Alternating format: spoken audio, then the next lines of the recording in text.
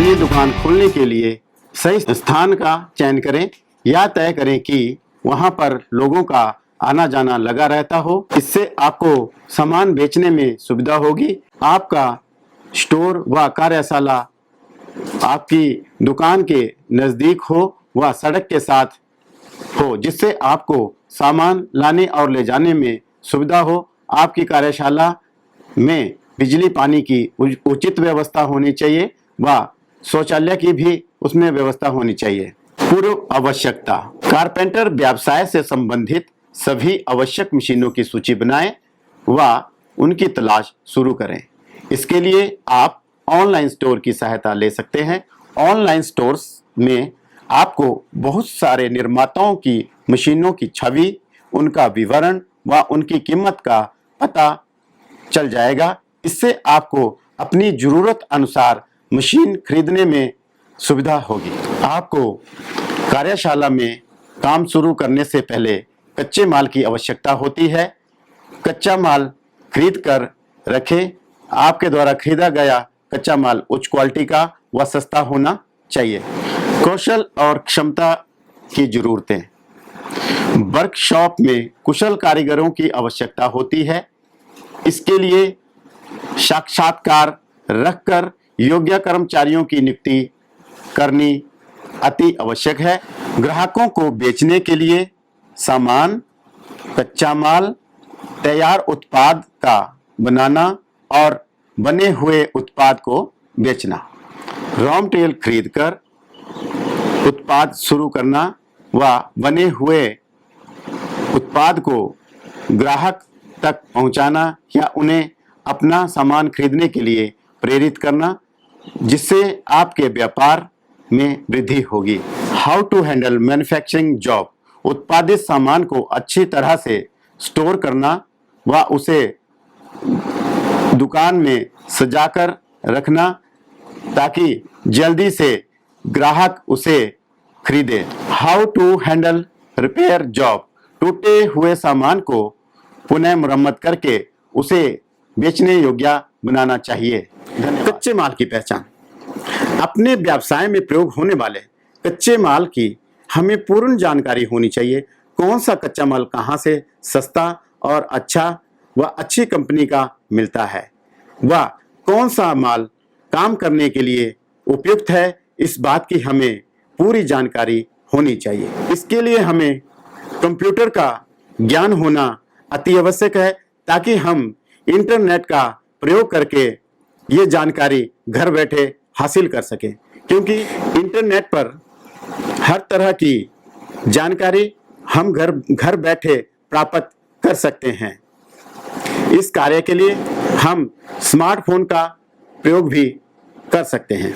Material खरीदने से पहले हमें मटेरियल की कीमत व उसकी क्वालिटी की पहचान होनी चाहिए। इससे कोई भी दुकानदार या कच्चा माल बेचने वाला व्यक्ति आपको धोखा नहीं दे सकता। कच्चे माल के लिए प्रमुख बाजारों को समझें।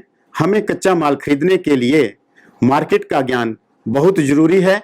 कौन कौन सी मार्केट में हमें ट्रेड संबंधी कच्चा माल मिलता है, इसकी जानकारी हमें अपनी फर्नीचर शॉप खोलने से पहले कर लेनी चाहिए। थोक विक्रेता से कच्चा माल खरीदने से हमें अधिक लाभ होगा। मार्केट में समय समय पर कच्चे माल की कीमत की जानकारी रखनी चाहिए ताकि कोई भी दुकानदार हमें महंगा मटेरियल ना दे सके। कच्चा माल खरीदते समय बिल लेना चाहिए ताकि बाद में कोई परेशानी ना हो। टैक्स बचाने के लालच में कोई भी सस्ता रॉ मटेरियल या बिना बिल से रॉ मटेरियल नहीं लेना चाहिए। सभी बिल को अपनी रिकॉर्ड फाइल में रखना चाहिए ताकि वह वक्त पड़ने पर आपके काम आए। सुरक्षा पहलू और सेफ्टी प्रिकॉशंस: आग से बचाव के लिए कार्यशाला में आग बुझाने वाले यंत्र होने चाहिए। कार्यशाला में बिजली की फिटिंग सही तरीके से हो। MCB स्विच फ्यूज सही अवस्था में होने चाहिए व कार्यशाला में अर्थिंग प्रॉपर होनी चाहिए। सभी मशीनों पर सेफ्टी गार्ड लगे होने चाहिए। कार्यशाला में फर्स्ट एड बॉक्स का होना अति आवश्यक है और सभी काम करने वाले व्यक्तियों को इसका ज्ञान होना चाहिए कि फर्स्ट एड बॉक्स कहाँ पर है। उपकरणों का प्रदर्शन, डेमोन्स्ट्रेशन ऑफ टूल्स, औजारों का रखरखाव सही तरीके से होना चाहिए। सभी औजारों को इकट्ठे ढेर लगाकर नहीं रखना चाहिए। काटने वाले औजारों को अन्य औजारों से अलग कहीं अच्छे तरह से लटकाकर या अलग से रखना चाहिए, जैसे फर्मर चीजल, वेबल चीजल या अन्य काटने वाले औजारों का यथास्थान पर अलग अलग रखें। इसके लिए हम वर्क बेंच के साथ इन्हें लटकाने की व्यवस्था कर सकते हैं। वह हमें नजर आते रहेंगे, उन्हें ढूंढना भी आसान होगा। मापने वाले व चेक करने वाले औजारों को अलग रखना चाहिए, इन्हें गिरने से बचाना चाहिए। कार्य की समाप्ति के बाद रंधे के ब्लेड को पीछे कर देना चाहिए। आरियों के ब्लेड व अन्य औजारों को साफ करके तेल लगाना चाहिए ताकि उनमें जंग ना लगे।